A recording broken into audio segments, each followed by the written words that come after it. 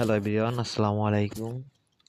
আমরা আমাদের লাস্ট ভিডিওতে এইচএসসি কেমিস্ট্রির যেই চ্যাপ্টারগুলো থেকে সিকিউ বেশি আসতে পারে, বিশেষ করে এইচএসসি 26 ব্যাচের জন্য আমরা লাস্ট হচ্ছে গিয়ে চতুর্থ, পঞ্চম, ষষ্ঠ অধ্যায় দেখেছিলাম এবং আমাদের শর্ট সিলেবাসের দুটো অধ্যায় বাকি ছিল, সপ্তম এবং একাদশ অধ্যায়। তো আজকে আমরা ওই অধ্যায় দুটোর টপিকগুলো দেখবো, যেগুলো হচ্ছে আমাদের মেইনলি সিকিউ এর এর জন্য বেশি ইম্পর্টেন্ট।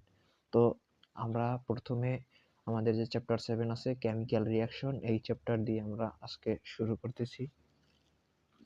আমাদের চ্যাপ্টার 7 কেমিক্যাল রিয়াকশন বা রাসায়নিক বিক্রিয়া, এই অধ্যায়ের ভিতরে ইম্পর্টেন্ট টপিক হচ্ছে এই তিনটার আছে, যেখানে আমাদের রাসায়নিক পরিবর্তন ও বিক্রিয়ার শ্রেণীবিভাগ। এখানে হচ্ছে বিক্রিয়ার শ্রেণীবিভাগের ভিতরে বইতে অনেক ধরনের বিক্রিয়ার নাম লেখা আছে, ওইগুলোর আমরা সংখ্যা মাস্ট আমাদের পড়তে হবে, ওগুলো অনেক ইম্পর্টেন্ট এবং ওইগুলো যদি আমাদের সিকিউতে দিয়ে দিতেই পারে, এটা অস্বাভাবিক কিছুই হবে না যদি দিয়ে দেয়। তো এইগুলো আমরা একটু কষ্ট করে মনে রাখবো। আর হচ্ছে প্লাস আমাদের যে সংজ্ঞার সাথে আমাদের যে বিক্রিয়ার উদাহরণগুলো আছে, উদাহরণগুলো আমাদেরকে মাস্ট জানতে হবে, ওগুলো হচ্ছে আমাদের বেশি ইম্পর্টেন্ট উদাহরণগুলো। এরপরে আমাদের সেকেন্ড আছে হচ্ছে গিয়া জারণ বিজারণ বিক্রিয়াটা আছে আমাদের এই চ্যাপ্টারের মোস্ট ইম্পর্টেন্ট টপিক। এই চ্যাপ্টারের সবচেয়ে ইম্পর্টেন্ট টপিক হচ্ছে আমাদের এই জারণ বিজারণ বিক্রিয়া, যেখানে আমাদের ঘতে প্রায় প্রশ্ন আসে যে দেখাও যে উদ্দীপকের বিক্রিয়ায় জারণ বিজারণ যুগপৎ ঘটে, মানে একই সাথে জারণ বিজারণ দুইটা বিক্রিয়াই ঘটে। তো এটা আমাদের অনেক ইম্পর্টেন্ট, বিশেষ করে জারণ অর্ধ বিক্রিয়া, বিজারণ অর্ধ বিক্রিয়া সহ ব্যাখ্যা করতে হয়। এই টপিক থেকে প্রচুর আসছে বিগত বছরগুলোতে এবং সামনেও আসবে, এটা খুব ইম্পর্টেন্ট টপিক। এবং আরো ইম্পর্টেন্ট, সব থেকে বেশি ইম্পর্টেন্ট হচ্ছে কি লাসাতেলিয়ার নীতি অধ্যায়ের। আমাদের লাসাতেলিয়ার নীতি অনুযায়ী যে বিক্রিয়ার সাম্যাবস্থার উপর যে তাপ, চাপ, ঘনমাত্রার প্রভাব আছে, এইটা আমাদের খুব বেশি ইম্পর্টেন্ট। এটা হচ্ছে কি আমাদের ঘতে আসে, যে অনেকভাবেই প্রশ্ন করতে পারে, বলতে পারে যে তাপ চাপের প্রভাব উক্ত বিক্রিয়ার ক্ষেত্রে, তাপ চাপ ঘনমাত্রার প্রভাব ব্যাখ্যা করো, অথবা বলতে পারে উক্ত বিক্রিয়ার ক্ষেত্রে কি রকম পরিবর্তন করলে আমাদের উৎপাদ সর্বাধিক হবে অথবা বিক্রিয়কের পরিমাণ সর্বাধিক হবে। তো এমন কোশ্চেন আসতে পারে। এই তিনটা টপিক পড়লে আশা করা যায় ঘ এর জন্য এই চ্যাপ্টার থেকে আর কিছু তেমন লাগবে না। এরপরে আমাদের হচ্ছে গিয়া,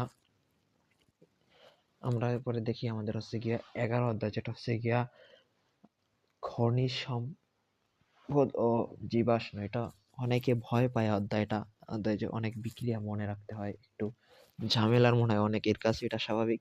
তো এই অধ্যায়ের ভিতরে আমরা যদি ইম্পর্টেন্ট টপিকগুলো দেখতে চাই, তাহলে আমাদের ইম্পর্টেন্ট টপিকগুলোর ভিতরে আসে হচ্ছে আমাদের প্রথম হচ্ছে হাইড্রোকার্বন, যে অ্যালকিন অ্যালকাইন এগুলো আছে।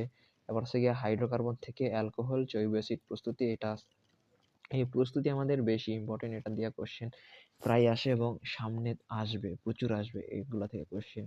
আবার হচ্ছে গিয়ে অ্যালকোহল ও জৈব অ্যাসিডের ব্যবহার, এগুলো আছে।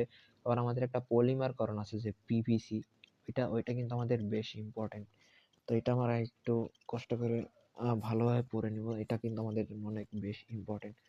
তো এইগুলা যে গত ভিডিও আর এই ভিডিওতে আমরা যে টপিকগুলো দেখাইলাম শর্ট সিলেবাসের ভিতরে, তো এইগুলো পড়লে আশা করা যায় 26 সালে এসএসসি রসায়নে সিকিউ এর ঘতে প্রচুর পরিমাণ কমন আসবে ইনশাল্লাহ, এতটুকু বিশ্বাস আমরা রাখতে পারি, যেগুলো হচ্ছে বিগত বছরগুলোর অ্যানালাইসিস থেকে বলা যায়।